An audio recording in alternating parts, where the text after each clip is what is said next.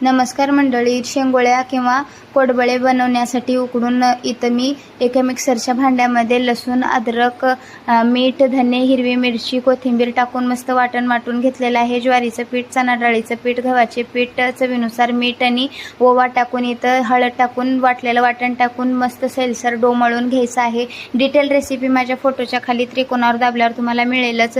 इथे एका कढईमध्ये तेल, जिरं, मोहरी, लसूण आणि वाटलेलं वाटण टाकून परतून घ्यायचं आहे. मग याच्यामध्ये पाणी ओतून द्यायचं आहे. पाणी ओतल्याच्या नंतर मग इथं थोडंसं चवीनुसार मीठ आणि हळद टाकून घ्यायचे आहे. आणि आता आपल्याला शेंगोळ्याचा किंवा कोडबळ्याचा आकार देऊन घ्यायचा आहे. मस्त असा व्हिडिओ दाखवल्याप्रमाणे आकार देऊन घ्यायचा आहे. पाण्याला उकळी आली की मग याच्यामध्ये हे कोडबळे सोडून घ्यायचे आहेत.